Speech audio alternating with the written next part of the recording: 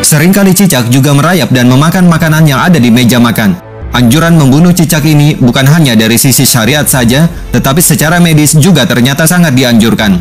Hal ini dikarenakan cicak membawa bakteri E. coli yang dapat menyebabkan penyakit perut dan gangguan pencernaan. Barang siapa yang membunuh cicak sekali pukul, maka dituliskan baginya pahala 100 kebaikan. Dan barang siapa memukulnya lagi, maka baginya pahala yang kurang dari pahala pertama. Dan barang siapa memukulnya lagi, maka baginya pahala lebih kurang dari yang kedua. Hadis riwayat Muslim. Diceritakan dari Ummul Mukminin Aisyah radhiyallahu anha, beliau berkata, sesungguhnya Rasulullah SAW menceritakan kepada kami bahwa Nabi Ibrahim alaihissalam ketika dilemparkan ke dalam api oleh Raja Namrud, tidak ada seekor hewan pun melainkan berusaha untuk memadamkan api, kecuali cicak. Hewan ini malah meniup-niup api agar tidak padam, sehingga Rasulullah SAW memerintahkan untuk membunuhnya. Hadis riwayat Ahmad dan An-Nasai. Dikisahkan Nabi Ibrahim hidup di zaman Raja Namrud bin Kan'an yang berkuasa di Babilonia, wilayah Irak kuno. Pada saat itu, hewan-hewan berupaya membantu Nabi Ibrahim, termasuk semut yang dengan susah payah berlari-lari membawa butiran-butiran air yang ada di mulutnya untuk memadamkan kobaran api yang membakar tubuh Nabi Ibrahim. Kemudian seekor burung berkata mewakili keheranan semua binatang yang menyaksikan peristiwa tersebut.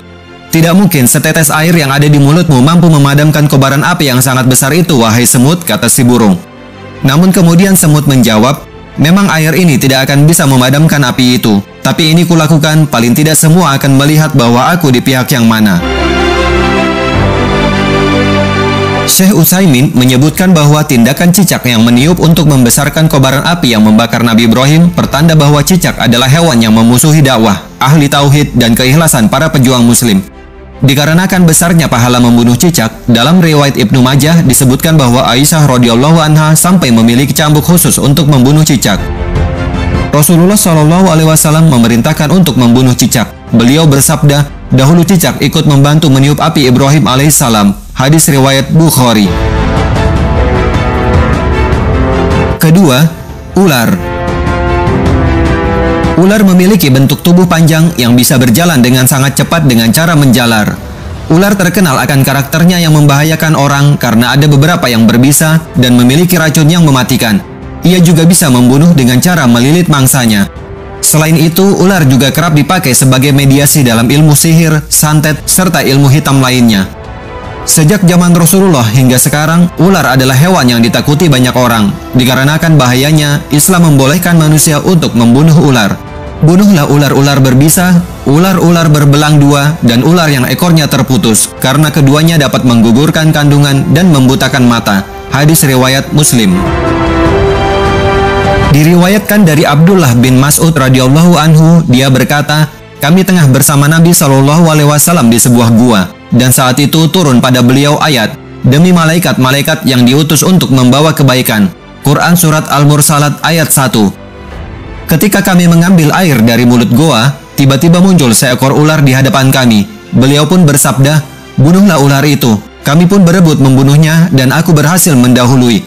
Rasulullah SAW bersabda, semoga Allah melindungi dari kejahatan kalian sebagaimana Dia melindungi kalian dari kejahatannya. Hadis riwayat Bukhari dan Muslim.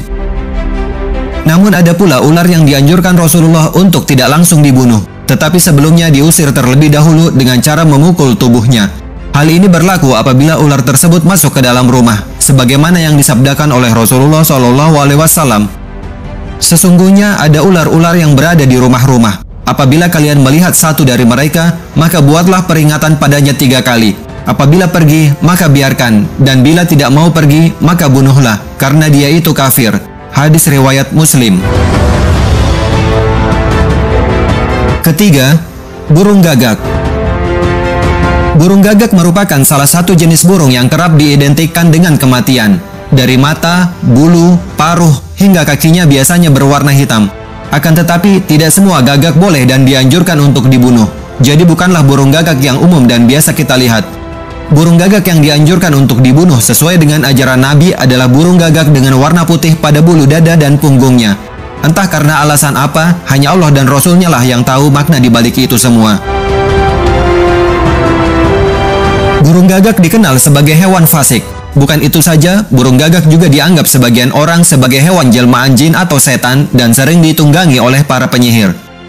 Ada 5 hewan membahayakan yang boleh dibunuh di tempat halal dan haram, yaitu ular, burung gagak yang berwarna belang-belang, tikus, anjing yang suka menggigit, dan burung hudaya atau sejenis raja wali. Hadis riwayat Muslim. Keempat, anjing buas. Meskipun dipelihara, air liur atau ludah anjing tetaplah mengandung najis. Apalagi jika anjing yang dimaksudkan adalah anjing galak dan buas. Tidak hanya najis, liurnya juga membawa banyak kuman, bakteri, dan bahkan dapat menyebabkan rabies. Namun dari seluruh anjing yang ada di dunia, anjing liar dengan warna hitam polos adalah jenis anjing yang disunahkan untuk dibunuh. Karena setan sangat suka menjelma menjadi anjing dengan warna hitam polos dan menebarkan hasutan serta fitnah di mana-mana.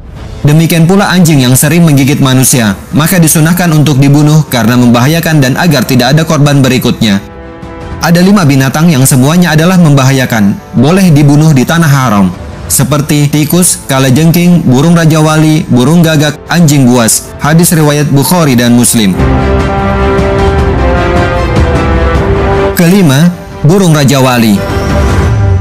Burung raja wali dianggap merugikan manusia sebab burung raja wali memakan ternak seperti anak ayam.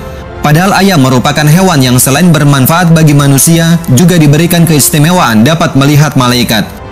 Kokok ayam pada pagi hari menandakan para malaikat sedang membagikan rezeki ke seluruh pelosok negeri. Sedangkan setan kerap menjelma menjadi elang atau raja wali, memangsa anak ayam agar tidak tersisa lagi kokok di pagi hari, sehingga manusia menjadi malas untuk bangun pagi dan menjemput rezeki.